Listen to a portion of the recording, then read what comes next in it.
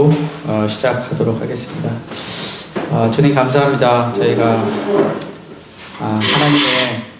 하나님도 몰랐고 하나님의 말씀도 제가 몰랐던 저희들이 하나님이 친히 말씀으로 저희 가운데 알려주시고 또 예수 그리스도를 통해서 하나님이 어떻게 저희 가운데 구원하시고 저희를 사랑하셨는지를 참 나타내 보이신 것에 대해서 감사합니다.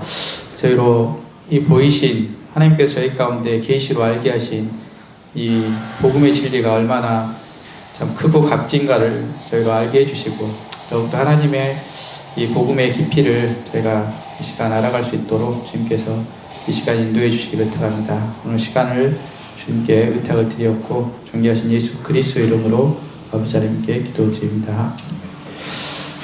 네, 오늘은 지난 시간까지 저희가 구원에 대한 진리, 구원의 이 복음반이기 때문에 구원을 어떻게 받고 하나님께서 어떻게 우리를 구원하셨는지에 대한 어떻게 우리가 구원을 받을 수 있는가, 또 하나님 어떻게 구원을 이루셨는가, 이런 부분에 대해서 저희가 쭉 한 4개월 정도 이렇게 말씀을 들었습니다. 그래서 오늘 어떻게 보면 이제 마지막 전체 구원의 의미를 전체적으로 정리하는 의미가 있고요. 또 한 가지 의미는 우리가 복음을 듣는데 너무 이제 깊게만 보다 보니까 어떤 넓은 의미의 구원의 의미를 좀 저희가 놓칠 수 있다는 생각이 듭니다. 그래서 저희가 구원의 의미, 복음이라는 게 하나님이 우리 가운데 얼마나 풍성하게 크신 구원을 우리 가운데 주셨는지 그 의미들을 좀 더 알아보도록 하겠습니다. 그래서 전체적으로 복음 하나님이 우리 가운데 말씀하셨던 그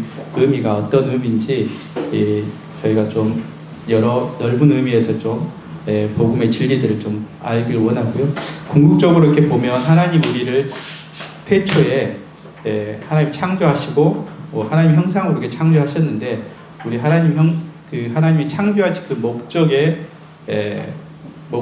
목적으로 우리가 회복되는 의미가 있습니다. 그래서 구원은 단지 내가 제사함 받았고 이제 천국에 간다 이런 것을 더 뛰어넘어서 하나님의 형상으로 하나님의 자녀가 되어서 하나님이 원래 목적하신 창조의 목적으로 우리가 회복되는 것까지를 의미를 포함하고 있습니다. 그래서 단지 우리가 제사함에 그치지 않는다는 것이 이 복음의 그 더 깊은 의미가 되겠습니다. 그래서 오늘은 복음의 전반적인 하나님 우리 가운데 복음이란 복된 소식이라고 얘기했는데 그 복된 소식이 어떤 의미가 더 깊이 있는지 그런 부분들을 좀 살펴보고자 합니다. 먼저 우리가 구원을 받아야 될 이유, 우리가 어떤 상태인지를 먼저 성경은 말씀하고 있습니다. 복음을 듣기 전에 우리가 복된 소식이라고 얘기할 수 있는 이유는 우리가 어떤 상태, 정말 멸망으로 갈 수밖에 없는 상태에서 은혜를 입은 자다, 구원을 입은 자다. 그렇기 때문에 우리가 그런 자임을 알기 위해서는 우리가 어떠한 상태에 놓여 있는가를 성경에서 먼저 말하고 있습니다. 그래서 그 부분을 짧게 보고 한 2페이지 정도 보고 이어서 이제 구원의 의미들을 좀 넓은 의미들을 좀 알아가도록 하겠습니다. 그래서 로마서 3장 23절에 보면요, 모든 사람이 죄를 범하였음에 하나님의 영광에 이르지 못하더니, 너무나 잘 알고 있는 말씀이지 않습니까? 근데 한번 자세히 보면 여기 모든 사람이 죄를 범했기 때문에, 다시 얘기하면 죄 때문에 어떻다고 그랬습니까? 죄 때문에 하나님의 영광에 이르지 못한다고 말씀하고 있습니다. 그러니까 죄로 인해서 우리가 하나님의 영광에 이르지 못한다는 말은 다르게 얘기하면 우리가 하나님 앞에 나갈 수도 없고 하나님 가까이 할 수 없는 존재가 됐다는 것을 의미합니다. 왜요? 죄 때문에, 죄로 인해서 죄를 범하였기 때문에 우리가 하나님의 영광, 하나님 앞에 나갈 수 없는 자가 되었다, 이런 의미가 있습니다. 그래서 한 사람도 예외 없이 모든 사람이 죄를 범했기 때문에 모든 사람이 우리는 하나님의 영광에 하나님께 가까이 갈 수 없다, 이렇게 말할 뿐만 아니라요, 로마서 6장 23절 말씀에 보면 죄의 싹은 사망이요 하나님의 은사는 그리스도 예수 우리 주 안에 있는 영생이니라 이렇게 말씀하고 있습니다. 그래서 죄를 지어서 하나님의 영광이 이르지 못하는 정도라면 하나님의 영광이 이르지 못하고 그냥 영광이 이르지 않는 삶을 살면 되지 않겠냐 이런 또 생각도 할 수 있는데 사실 죄에는 분명한 대가가 있다는 것입니다. 죄를 지으면 우리가 심판을 받는 것처럼 죄에 대한 분명한 대가 그 결과는 사망이라는 것입니다. 그래서 하나님을 가까이 이룰 수 없을 뿐만 아니라 하나님 영광이 이룰 수 없을 뿐만 아니라 우리는 영원히 멸망에 갈 수밖에 없는 사망의 죄에 대한 결과, 대가, 싹은 사망이라고 얘기하고 있습니다. 그래서 그렇지만 하나님 우리에게 은혜로 주신 선물은 그리스도 예수 우리 주 안에 있는 영생이다. 그래서 사망이 우리 앞에 놓여 있지만 하나님이 우리 가운데 정말 창세로부터 우리를 만드시고 계획하셨던 주시고자 했던 것은 영원한 생명인 것입니다. 반대로 영원한 생명을 살지 못하는 영원히 멸망에 가는 사망에 이르는 존재가 됐다고 얘기하고 있습니다. 그래서 사실 이 부분을 말씀 보면서 우리가 어떤 부분을 성경에서 말씀하고 있냐면 우리가 구원을 받지 못하고 사망에 이르게 되고 우리가 하나님의 나라에 하나님의 영광에 이르지 못하게 되는 가장 근본적인 이유가 뭐냐? 죄 때문이라고 얘기하고 있습니다. 그래서 우리가 성경에서 죄에 대해서 말씀하고 있거든요. 다른 이유가 아니라 우리의 어떤 그 태도의 문제가 아니라 우리의 어떤 이유가 아니라 다른 이유가 아니라 죄 때문에 죄로 인해서 우리가 하나님 나라에 하나님 영원한 생명에 하나님 생명이신 영원한 생명에 이를 수 없게 됐다는 것을 성경에서 이렇게 말씀하고 있습니다.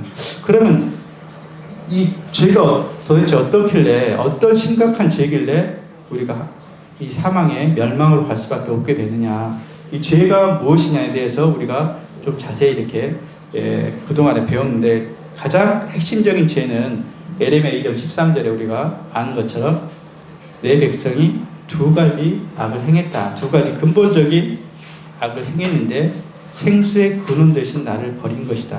곧 이 죄는 여러 가지 우리가 폭력과 훔치고 거짓말하고 음란하고 이런 것이 죄의 열매지만 이 죄의 열매의 가장 근원적인 죄는 근본적으로 우리가 죄의 근원 부분은 뭐냐면 하나님의 생수의 근원 대신 하나님을 버렸다고 말씀하고 있습니다. 그렇기 때문에 생수의 근원 대신 하나님을 버렸기 때문에 우리가 어떻게 됐어요? 사망이 온 것입니다. 곧 우리는 죽게 된 것입니다. 하나님께서 아담 태초부터 선악을 알게 하는 나무를 따먹는 날은 정령 죽으리라고 했던 그 죽음이 왜 왔냐면 사실 생명의 근원 대신 하나님을 버렸기 때문에 하나님으로부터 우리는 떨어져 나왔기 때문에 가지가 나무에서 잘려진 것처럼 떨어져 나왔기 때문에 우리 가운데 죽음이 온 것입니다. 그리고 그뿐만 아니라 스스로 웅덩이를 팬다 이 의미는 이제 내가 하나님 없이 살면서 어떻게 나를 의지해서 살아야죠. 그래서 스스로 하나님 없이 자기가 주인 돼서 하나님처럼 살아가는 것이 근본적인 죄의 근본이다 이렇게 말씀하고 있습니다. 그래서 결국 우리의 삶은 어떤 삶이었냐? 요한복음 8장 34절에 보면 진실로 너에게 이르노니 죄를 범하는 자마다 죄의 종이다. 죄의 종으로서 죄의 결과로서 사망으로 밖에 갈 수 없는 그런 존재였다는 것이 우리의 모습이라는 것을 성경에서 말씀하고 있습니다. 그래서 우리에게는 구원이 필요하다고 말씀하고 있습니다. 이렇지 않다면 우리가 죽음도 없고 그 위에 심판도 없고 멸망도 없고 죄의 종도 아니라면 우리가 구원 받아야 될 이유가 없는 것입니다. 그런데 성경에서 분명히 죄로 인해서 하나님의 영광의 나라에 이르지 못할 뿐만 아니라 사망, 죄의 싹은 곧 사망인 영원한 멸망이 우리 가운데 반드시 임하게 될 거라는 것을 말씀하고 있기 때문에 우리가 구원을 받아야 돼. 영원한 생명을 얻어야 되는 그런 필요가 있다는 것을 성경에서 분명히 말씀하고 있습니다. 그래서 이제 이런 상태이기 때문에 우리가 이제 구원을 받는 건데요. 구원이 필요한 존재인데요.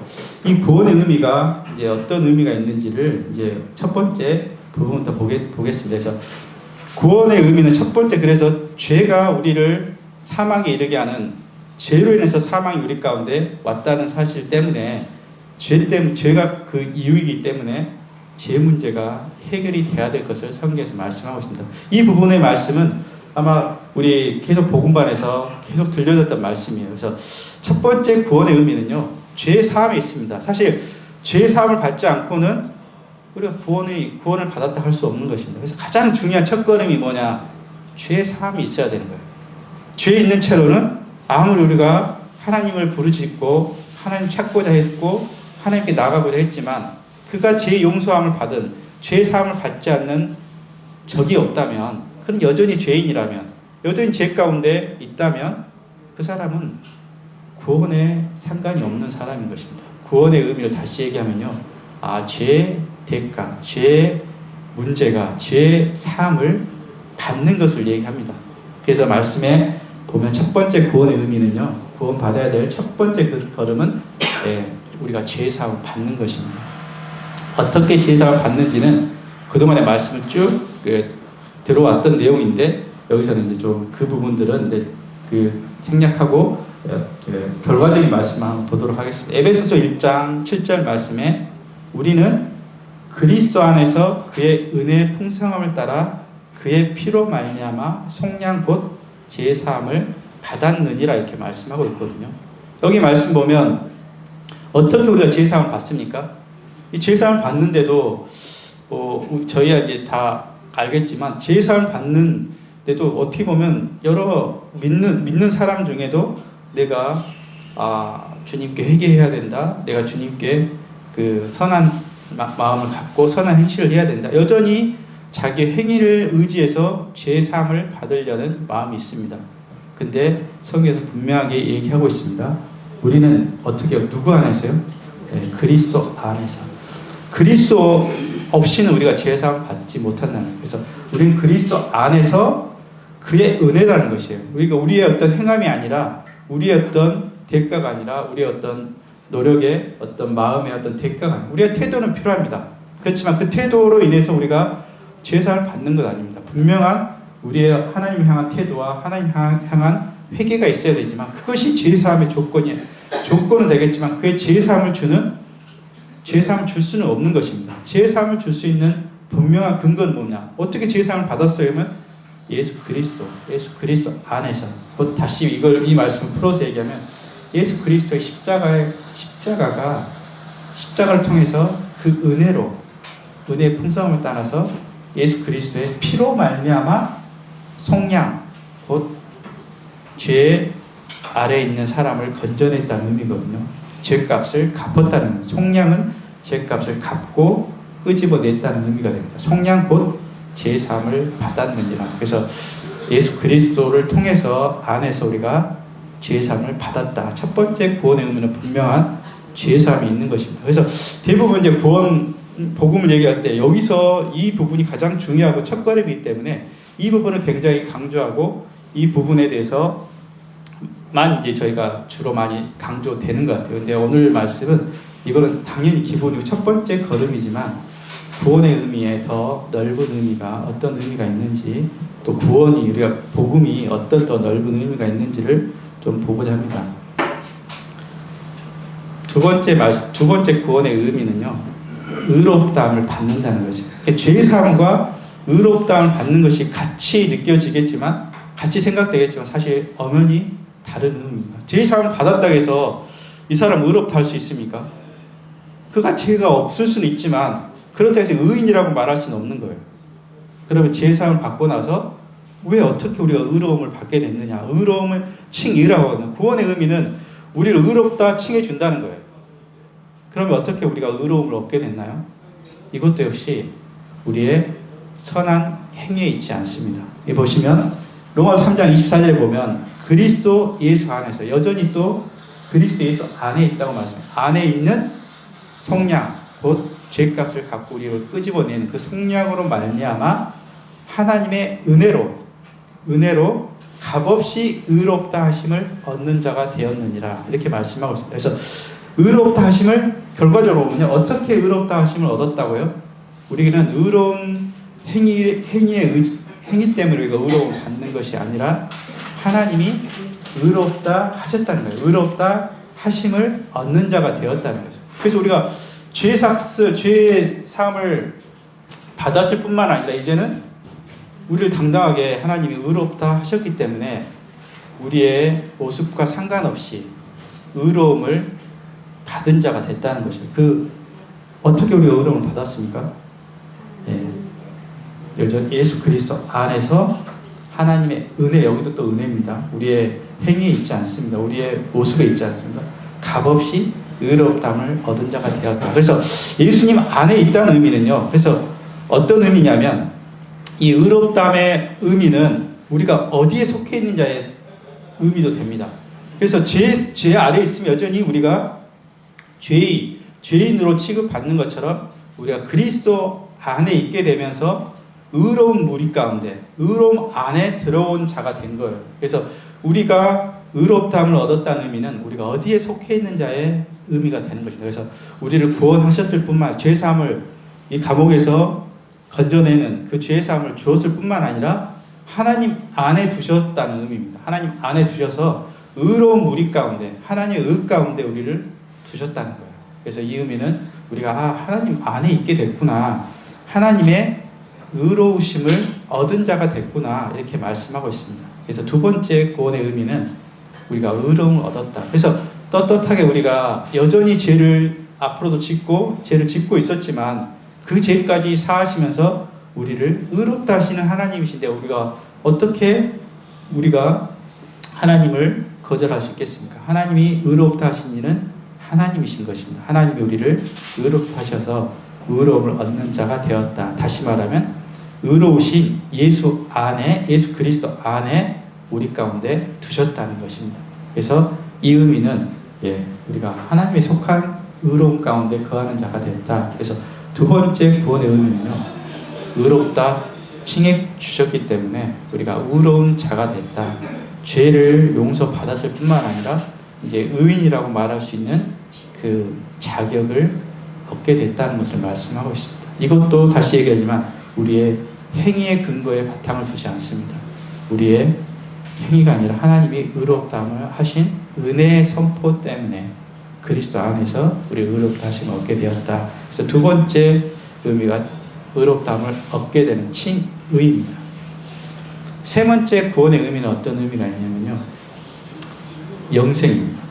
그래서 우리가 죄사를 받고 영원한 심판을 받지 않고 영원한 멸망으로 떨어지지 않게 됐고 의로운 자가 칭함을 얻었지만 여전히 우리 가운데 영생이 주어지지 않는다면 어떻게 보면 반쪽 구원이라고 하죠. 그러니까 죄사를 받았지만 여전히 우리가 영생이 우리 가운데 주어지지 않았다면 우리는 영원한 생명을 아직까지 얻지 못한 자가 된 것입니다. 영원한 멸망에 떨어지지 않겠지만 영원한 생명을 얻지 못한다는 것입니다. 이 영생은 뭡니까? 하나님의 생명인 것이에요. 하나님에 속한 생명인 것이거든요. 그래서 내가 하나님에 속한 그 생명을 얻은 자가 되지 못할 수도 있다는 것입니다. 그렇지만 이 구원의 의미는 영생을 얻었다고, 하나님의 생명이신 그 영원한 생명을 얻었다는 의미가 있습니다. 그래서 멸망에 떨어지지 않을 뿐만 아니라 하나님 우리를 영원한 생명, 하나님의 생명을 우리 가운데 주셨다고 말씀하고 있습니다. 그래서 요한복음 3장 36절에 그래서 분명히 얘기하고 있죠. 아들을 믿는 자에게 영생이 있다. 누구에게 영생이 있다고요? 아들을 믿는 자, 주 예수 그리스도를 믿는 자에게 하나님이 영생을 주셨다고 얘기하고 있어요. 그래서 요한일서 5장 11절 12절에 보면 또 증거는 이것이니 하나님이 우리에게 영생을 주셨다는 것이죠. 주신 것과 이 생명이 그의 아들 안에 있는 것이다. 어떻게 하나님 우리 가운데 영생을 주셨습니까? 믿음을 통해서 영생을 주셨지만 믿음을 통해서 영생을 주셨다는 의미가 어떤 의미인가요? 주셨으니까 주셨다는 의미가 있지만 좀 더 구체적인 내용이 있습니다. 하나님이 어떻게 우리 가운데 영생을 주셨는가, 그 의미가 여기에 요한일서 5장 11절에 좀 더 구체적으로 나와 있는데, 하나님 영생을 주셨는데 어떻게 주셨냐? 이 생명이 그의 아들 안에 있는 그것이다. 곧 요한복음 1장에 말씀하면요, 예수님이 곧 생명이라고 말씀하고 있습니다. 네가 또 요한복음 14장의 말씀은 내가 길이요 진리요 생명이다. 예수님이 생명인 것이거든요. 그래서 그 아들 안에 생명이 있다는 거예요. 하나님의 생명이 그 아들 예수 그리스도 안에 있다는 거죠. 그래서 아들이 있는 자에게 그래서 영생이, 아들이 있는 자에게 영원한 생명이 있고, 아들이, 하나님의 아들이 없는 자에게는 생명이 없느니라. 곧 다시 얘기하면 예수 그리스도가 그 마음 가운데 영접된 사람, 그 마음에 예수 그리스도가 찾아오신 사람, 그 사람에게는 생명이 그 안에 들어갔다는 얘기입니다. 그래서 우리에게 어떻게 믿음을 통해서 영생을 얻게 됐냐고요? 생명이신 예수 그리스도가 우리 안에 들어오게 된 사실이에요. 이것이 우리 가운데 영생을 주신 좀 더 구체적인 의미입니다. 그래서 우리가 어떻게 영생을 얻습니까? 생명이신 예수 그리스도가 내 안에 들어오셨다는 사실. 이 생명이 우리 안에 거했다. 그래서 이것을 다른 의미로 우리가 새로운 피조물이다, 거듭났다, 이런 표현으로 말씀하고 있습니다. 그래서 그냥 영생을 주셨다고 그렇게 말할 그런 의미 정도가 아니라 생명이신 예수 그리스도가 우리 안에 오셔서 우리의 생명이 되셨다, 이렇게 말씀하고 있습니다. 그래서 아들이 있는 자, 아들이 그 안에 영접한 자, 그 아들이 그 마음 가운데 들어가 있는 자는 생명이 있다. 하나님의 생명이 우리 마음 가운데 이미 있다고 말씀하고 있습니다. 아들이 있는 자에게는 생명이 있고 아들이 없는 자에게는 생명이 없느니라. 그래서 하나 구원의 의미는 내가 영원한 멸망에 떨어지지 않을 뿐만 아니라 의로움을 받았을 뿐만 아니라 하나님의 영원한 생명을 얻게 되는 자가 됐구나. 이것이 구원의 의미입니다. 또 다른 구원의 의미는 어떤 의미가 있냐면 거듭남입니다. 그래서 우리가 구원 받았느냐 했을 때 거듭났습니까라고 도전하는 것이 정확히 맞는 표현입니다. 그래서 우리가 거듭났다고 했을 때 대부분 사람들은 어떻게 생각합니까? 내가 이제 새롭게 결심하고 교회 생활도 하고 하나님 믿는 생활을 새롭게 시작하겠다. 이게 거듭남이라고 생각하는 사람이 혹 있을 수도 있고, 그게 거듭남이 아닙니다. 그런 어떤 새로운 우리의 결심과 변화와 우리 어떤 새로운 어떤 변화가, 나의 어떤 삶의 변화가 새롭게 된 것이 아닙니다. 우리 안에 근본적으로 새롭게 된 변화가 있다는 것을 말씀하고 있습니다. 고린도후서 5장 17절 말씀을 보면요, 그런즉 누구든지 그리스도 안에 있으면 새로운 피조물이라. 이전 것은 지나갔으니 보라 새 것이 되었도다, 이렇게 말씀하고 있습니다. 어떻게 새로운 피조물이 됐다고 얘기합니까? 그리스도 안에 있기 때문에. 다시 그리스도 안에 있고 내 안에 그리스도가, 그가 내 안에 내가 그 안에 계신 것처럼 우리가 그리스도 안에 있을 뿐만 아니라 그리스도가 우리 안에 거하면서 우리가 새로운 피조물, 새로운 영적인 하나님의 생명을 가진 존재가 되었다. 그래서 영적으로 새로 태어난 의미를 이 거듭남이라고 부릅니다. 그래서 하나님의 영적인 생명으로 다시 태어났다는 의미가 있습니다. 그렇기 때문에 진짜 의미로 우리는 거듭나시 다시 태어난 것입니다. 그래서 요한복음 3장 6절부터 8절 말씀을 보면요, 육체로 난 것은 우리의 육신이 태어난 것처럼 영적으로 태어난 것이 영이다. 그럼 영적으로 어떻게 태어납니까? 했을 때 성령으로 난 사람이 다 그러하니라. 성령이 우리 가운데 임하셔서 우리 안에 거주하는 그 사실, 하나님의 생명이 우리 안에 거주하신 그 사실, 이것이 영적인 생명이 우리 안에 들어온 것이고 영적인 생명이 시작된 것을 의미합니다. 그래서 이것을 거듭남이다 의미를 하는 것입니다. 그래서 이것이 거듭남. 그래서 거듭나지 아니하면 하나님 생명으로 우리가 시작되지 않았어요. 죄 사함을 받았지만 사실 세상 모든 죄를 지고 가신 하나님의 어린 양이시기 때문에 사실 세상에 있는 모든 죄를 사실 용서하셨어요. 사함을 얻게 하셨어요. 그렇지만 그 사함을 내 것으로 취하게 되는 것은 믿음을 통해서 내 것이 되는 건데, 사실 그래서 하나님이 사실 모든 사람의 죄를 이미 용서해 놓으셨다는 사실입니다. 그뿐만 아니라 거기에 머무르지 않고 하나님의 영원한 우리 가운데 영적인 존재로, 하나님의 영원한 생명으로 영적인 존재로 태어나게 하셨다. 그래서 새로운 피조물이 되었다. 새 것이 되었다. 이렇게 말씀할 수 있는 것입니다. 그 새로운 피조물은 성령으로 태어난, 영적으로 태어난 성령이 우리 가운데 임하게 된 사실이 그것이 새로운 피조물이다. 이렇게 말할 수 있는 것입니다. 그래서 다시 한번 비슷한 말씀이지만 우리가 그 영적으로 성령으로 난 사람을 어떻게 다시 표현하고 말씀하고 있냐면요. 5번째 의미로요. 성령이 내주하게 되신 자가 되었다. 그리스도인이 뭐가 다릅니까? 우리의 어떤 모습이 아니잖아요. 그리스도인이 뭐가 다릅니까? 우리의 믿음이라고 고백했지만 그 믿음의 근본이 무엇입니까? 예수 그리스도를 우리의 주인으로 마음 가운데 모신, 영접하는 자, 그 이름 믿는 자는 하나님의 자녀가 됐다, 권세를 주셨다고 말씀하셨던 것처럼 예수님이 승천하시기 직전에 하신 말씀인데, 내가 보혜사 성령님을 너희 가운데 보내시겠다, 내가 너희 안에 거하겠다, 이게 말씀하고, 그래서 거듭남의 영적으로 성령으로 태어난 의미의 또 다른 의미는 성령이신 하나님의 거룩한 영이신 그리스도 영이신 그분이 우리 마음 가운데 내주하신 사실을 의미합니다. 그래서 이게 진정한 그리스도인인 것입니다. 그래서 그리스도인은 그리스도 성령으로 인도한, 그리스도 영으로 인도한 받는 사람이 그리스도인이라고 말씀하고 있어요. 그래서 그리스도인이 뭐가 다르냐? 우리가 왜 다른 사람과 믿는다고 하는 사람과 차별을 둘 수 있는 게 뭐냐? 내 안에 그리스도 영이신 성령님이 거하신 존재가 되었다. 그래서 성령님의 내주하심입니다. 그래서 요한복음 14장 16절부터 17절까지의 말씀은 예수님이 승천하시기 직전에, 십자가에 돌아가시기 직전에 그들에게 당부하신 말씀이에요. 내가 아버지께 구하겠다. 또 다른 보혜사, 내가 올라가면 내가 오히려 실상을 말하는데 내가 죽는 것이 낫다. 그리고 그 이후에 너희에게 보혜사 성령님을 보내주시겠다는 말씀을 하신 부분이거든요. 그래서 이 16장의 말씀, 14장의 말씀에도 내가 또 다른 보혜사 성령님을 너희 가운데 주어서 영원토록 너희와 함께 있게 하겠다. 그리고 또 뭐라고 말씀하냐면요. 그는 진리의 영이다. 그렇게 하시면서 그는, 성령님은 너희와 함께 거하시며 또 너희 속에 계시겠습니다.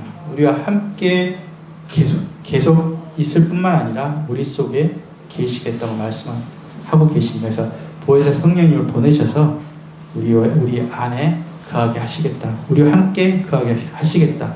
이것이 구원받은 그리스도인의 실제적인 거듭난 하나님이 성령님 내주하신 그러한 진정한 그리스도 하나님의 자녀가 됐다는 의미가 되는 것입니다. 그래서 또 다른 말씀에 보면요.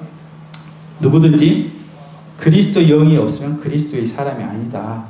너희 속에 하나님의 영이 거하신다. 이렇게 말씀하고 고린도서 3장 16절에 너희가 하나님의 성전인 것과 하나님의 성령이 너희 안에 계신 줄을 알지 못하느냐. 이렇게 말씀하고 우리의 몸이 우리 안에 성령이 거하시는 전이고 우리 안에 성령이 거하신다고 말씀하고 있습니다. 그래서 구원받았다. 복음의 진정한 의미, 우리의 그리스도인으로서 어떤 능력이 어디서부터 나오냐면 우리 안에 계신 성령님을 통해서 우리 가운데, 그게 우리의 구원의 그리스도인 삶의 능력이고 구원받은 자의 그리스도인의 능력이 되는 것이다. 그래서 내가 살지 않고 내 안에 그리스도가 사신 것이다. 우리가 갈라디아 2장 20절에 말씀처럼 내가 사는 것이 아니라 내 안에 그리스도로 살아가는 삶, 내가 아니고 내 안에 그리스도가 사는 삶, 그것이 진정한 구원받은 자의 의미라는 것입니다. 그래서 5번째 의미가 성령님이, 그리스도 영이신 성령님이 우리 안에 거주하신다. 이렇게 말씀하고 있습니다. 6번째 의미는요. 우리가 하나님의 자녀라고 얘기하고 있습니다. 우리를 구원하시고 영원한 생명을 주셨을 뿐만 아니라 우리 안에 거하셔서 그리고 더 높은 위치에 우리를 하나님의 자녀다. 내가 너를 아들이다. 이렇게 말씀하고 있습니다. 그래서 물론 하나님의 영으로 로마서 8장 14절에 보면요. 무릇 하나님의 영으로 인도함을 받는 사람은 곧 하나님의 아들이다. 하나님의 영을 우리 가운데 주셔서 성령이 우리 가운데 내주하게 하셔서 그 성령님으로 인해서 우리가 살아가는 삶을 하나님이 인도하신 삶인데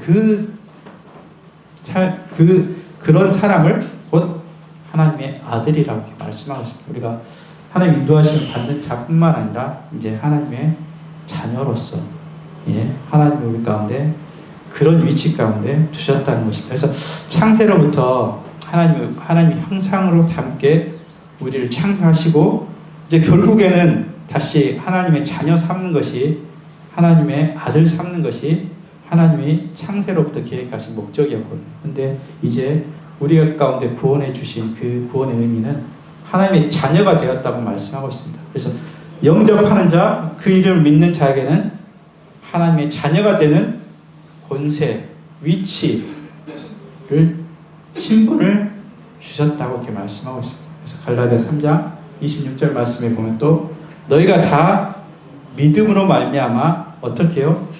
그리스도 예수 안에서 하나님의 아들이 되었다. 우리가 어떻게 하나님의 아들이 되었습니까? 그리스도 예수 안에서 우리가 예수 그리스도의 그 구원은 우리를 아들 삼는 것까지 말씀하고 있습니다. 그래서 로마서 8장 후반부에 보시면 또 우리가 아들이기 때문에 하나님의 상속자가 되었다 이렇게 말씀하고 자녀이면 또한 상속자이다. 로마서 8장 17절 말씀입니다. 그래서 자녀이면 또한 우리가 하나님의 후사고 하나님의 유업을 받는 상속자가 된 그 구원은 하나님 아들까지 우리를 아들로 삼으신 그 의미까지 말씀하고 있습니다. 그래서 하나님의 자녀가 되었다. 자녀뿐만 아니라 하나님의 아들로서 하나님의 모든 하늘에 속한 신령한 복을 받는 하나님의 경건에 속한 모든 것을 가진 하나님의 아들로서 우리가 위치에 두셨다는 것이 우리의 구원에 놀라우신 하나님의 크신 의미가 되는 것입니다. 그뿐만 아니라 이제 마지막 7번째 구원의 의미는요, 우리가 하나님의 부활에 참여하는 자가 됐다는 것입니다. 그래서 고린도전서 15장 말씀에 이제 부활장이지 않습니까? 만약 13절 말씀에 만일 죽은 자의 부활이 없으면 그리스도도 다시 살아나지 못하였으리라.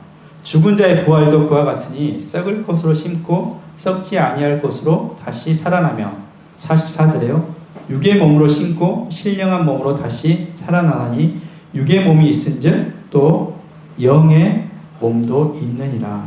우리가 흙에 속한 자의 형상을 입은 것 같이 또한 하늘에 속한 이의 형상을 입으리라 이렇게 말씀하고 있습니다. 그래서 우리를 아들 삼았을 뿐만 아니라 사실은 하나님 부활의 영광에 참여하게 하셨다는 의미입니다. 그래서 우리의 아들적인 모든 것을 상속을 누린 어떤 아들로서의 이치일 뿐만 아니라 부활을 통해서 예수 그리스도가 얻을 그 부활의 영광에 함께 참여한 자가 되었다고 이렇게 말씀하고 있습니다. 보시면 이 부활은요 뭐라고 말씀하고 있냐면 육으로 심는 것처럼 육의 몸이 있는 것처럼 44절에요. 영의 몸도 있느니라. 참 영적인 몸도 있다고 말씀하고 있거든요. 우리가 흙에 속한 자 형상이 입은 것 같이 하늘에 속한 이의 형상을 입으리라 말씀하고 있습니다. 그래서 이 앞부분의 말씀은 이 해의 영광, 달의 영광, 우리의 만물의 어떤 형상이 있고 그 영광이 다른 것처럼 이 세상의 어떤 보이는 세계도 그런 것처럼 영적인 우리가 몸을 입을 때 영적인 하나님의 하늘에 속한 형상을 입을 때 각각 이 세상의 영광이 다른 것처럼 해와 달과 별의 영광이 다른 것처럼 우리가 그런 다른 영광을 입게 될 것이라고 말씀하고 있습니다. 부활의 영광에 그런 몸을 입고 부활에 참여하는 자가 되었다고 말씀하고 있습니다. 8번째 의미는요, 하나님의 나라에 백성으로 이제 가장 궁극적인 어떤 구원의 목적이죠. 그러니까 하나님 우리를 이 세상은 하나님이 통치하신 세계가 아니잖아요. 이미 하나님 나라가 시작되었지만 온전하게 하나님 나라가 이루어지진 않았거든요. 그래서 아직까지 이 세상이 사단이 통치하고 있는 사단에 속한 세계에 우리가 살고 있습니다. 그렇지만 마지막 날에 하나님이 새 하늘과 새 땅을 세우시면서 곧 하나님 나라가 이루어지는 그 나라 가운데 백성으로 살아가게 가는 의미가 있습니다. 그래서 구원을 어떻게 보면 우리가 이 땅에서 잘 먹고 잘 사는 것을 가장 큰 목표로 두는 어떤 그런 생각도 가지는 분도 있을 것 같아요. 그래서 구원은 어떻게 보면 이 세상은 잠깐이고 거쳐가는 곳이지만 우리가 하나님 우리 가운데 정말 구원하셔서 우리를 어디에 주시냐면 하나님 나라 곧 새하늘과 새 땅이 이루어지는 하나님이 통치하시는 새로운 세계의 새하늘과 새 땅 가운데서 하나님으로 백성으로 살게 하는 것이 구원의 마지막 궁극적인 의미입니다. 그래서 우리를 의롭다 하시고 또 성숙하게 하시고 마지막 날에 영광스럽게 하시는데 그 영광이 우리가 부활의 영광에 참여할 뿐만 아니라 하나님 나라 안에서 하나님 통치하는 그 나라 안에서 하나님과 함께 살게 되는 그 하나님 나라의 백성으로 우리를 삼으셨다는 것이 하나님 우리 가운데 구원의 진정한 의미가 되는 것입니다. 그래서 빌립보서 3장 20절 말씀에 보면요, 우리의 시민권은 하늘에 있다. 그래서 땅의 것을 찾지 말고 위의 것을 찾으라고 이렇게 말씀하고 있습니다. 우리의 근본 신분이 어디에 있냐? 땅에 있는 이 속한 세상에 있는 신분이 아니라고 말씀하고 있어요. 이 신분은 잠시 이 세상에 어떤 있는 동안 우리가 잠시 머물 곳이라고 말씀하고 있습니다. 이 세상의 시민권이 아니라 우리의 시민권은 하늘 시민권을 가진 자, 하나님 나라의 백성이 우리의 구원받은 자녀들의 신분인 것입니다. 그래서 내가 하나님의 백성이다, 하나님 나라의 그 시민권자다, 백성이다, 이것을 말씀하고 있습니다. 그리고 베드로서 2장 9절 10절 말씀에 보면요, 그러나 너희는 택하신 족속이요 왕같은 제사장이요 거룩한 나라요 그의 소유된 백성이니 너희가 전에는 백성이 아니더니 이제는 하나님의 백성이요 말씀하고 있습니다. 우리를 택하시고 택하신 족속이고 우리를 제사장 나라 삼으신 제사장이고 거룩한 나라요 또 그의 소유된 백성이다, 이렇게 말씀하고 있습니다. 전에는 우리가 하나님의 백성이 아니었습니다. 누구의 백성입니까? 죄의 종이고 세상에 속한 자고 사단에 속한 자가 모습이었습니다. 하나님의 백성이 아니다. 이제는 하나님 나라에 진짜 우리의 신분이, 우리의 구원의 그 시민권, 구원의 의미가 우리가 하나님 나라의 시민권자가 되었다고 말씀하고 있습니다. 그래서 마지막 계시록에 보면 이제 새하늘과 새 땅이 나오면서 또 동일하게 말씀하고 있거든요. 친히 이제 새하늘과 새 땅을 이루시고 이제 친히 하나님이 그들과 함께 계셔서 나는 그들의 하나님이 되고 그들은 나의 백성이 되고 내가 그들과 함께하다. 이게 이 말씀은 이제 계시록에 나와 있는 말씀인데 아브라함 때부터 말씀하셨거든요. 나는 너희에게 아브라함 때 구약 때부터 약속하셨던 말씀이 나는 너의 하나님이 되고 너희는 나의 백성이 되리라. 정말 구약의 하나님 나라는 어떻게 보면 그 보이신 이스라엘의 나라였다면 이제 신약에 와서 그 이스라엘 나라가 어떤 나라입니까? 하나님이 통치하신 새하늘과 새 땅, 하나님이 정말 이루어진 그 새하늘과 새 땅에 그 나라를 의미하고 있습니다. 그래서 그 나라에 나는 너희 하나님이 되고 너희는 나의 백성이 되리라. 하나님이 온전하게 회복하실 그 하나님 나라에 우리가 백성으로 우리를 삼으신 것이 구원의 의미입니다. 그래서 8가지를 사실 쭉 이렇게 말씀했거든요. 그래서 보시면 우리가 복음의 진정한 의미는요, 우리가 죄 사함 받았을 뿐만 아니라 의롭다함을 얻었고 영원한 생명을 우리가 가진 자가 되었고 하나님의 자녀로서 새로운 생명, 하나님의 영적인 생명으로 거듭나게 되었고, 하나님의 성령이 우리 가운데 내주하신 자가 되었고, 하나님의 자녀이고 부활의 영광에 참여한 자가 됐고, 하나님의 백성으로 하늘 시민권을 가진 자가 되었다. 이것이 사실 하나님 말씀하신 이 복음의 복된 소식의 구원의 진정한 의미가 된 것입니다. 이것뿐만 아니라 더 많은 우리를 신의 성품에 참여한 자가 되게 하셨고, 여러 가지 구원의 그 풍성한 그 크신 구원의 의미가 사실 죄사함 부분에 머무르지 않고 그것보다 훨씬 많은 더 큰 은혜, 복음의 복된 소식의 의미들이 있다는 것을 우리가 다시 한번 좀 복음의 의미를 넓은 의미로 한번 생각해 볼 필요가 있는 것 같습니다. 근데 이제 마지막으로 이제 정리할 건데요. 이것이 어떻게 얻어졌습니까? 우리가 하나님의 복음의 어떤 구원받은 어떤 의미들을 쭉 열거했는데, 아마 가장 많은 이 말씀을 계속 쭉 한 20여 구절을 제가 봤는데요. 이런 구원의 의미를 얻게 된 의미가 어디에 있냐면, 가장 많이 나왔던 말씀이 다 그리스도 안에서. 이 말씀이 우리가 다시 한번 이 말씀 쭉 살펴볼 때, 그리스도 안에서 죄사함을 얻게 됐고요.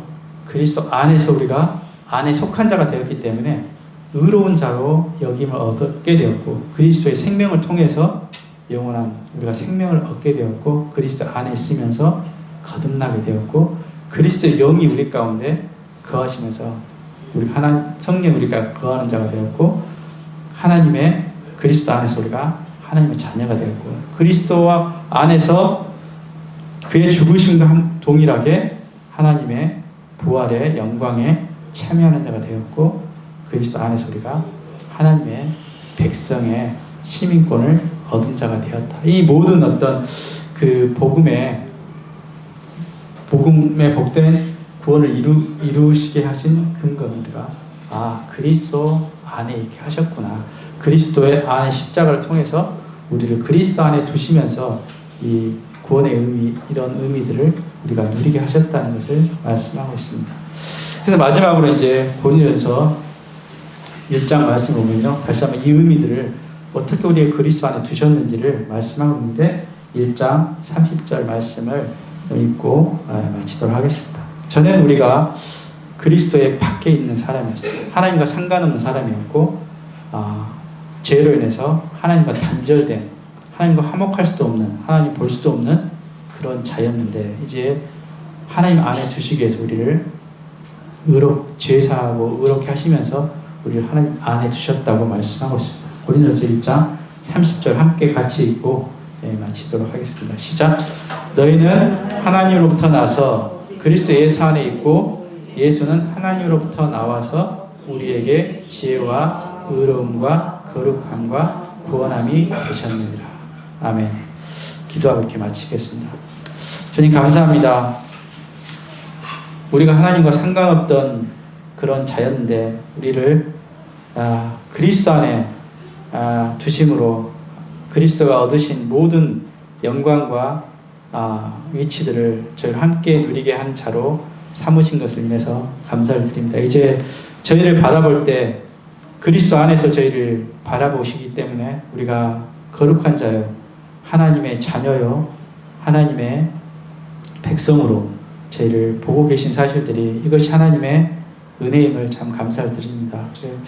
예수 그리스도로 인해서 저희가 거룩함을 얻었고 의로움을 얻었고 구원함이 되셨다고 하신 이 말씀을 저희가 참 알게 될 때, 오직 그리스도를 통해서 얻게 된 이 놀라우신 하나님의 구원의 복음이, 복된 소식이 얼마나 풍성하고 크신지, 또 우리를 얼마나 높게 영화롭게 하셨는지를 저희가 더 깊이 알아가고 그 위치 가운데서 우리가 하나님께 나가게 되기를 원합니다. 우리를 참 비천한 자로 우리를 두지 않고 우리 하나님의 높은 자녀로서 하나님의 영광에 참여한 자로 저희를 부르신 이 놀라운 크신 구원을 저희가 바라보면서 감사를 드리며 존귀하신 예수 그리스도 이름으로 감사기도 드립니다.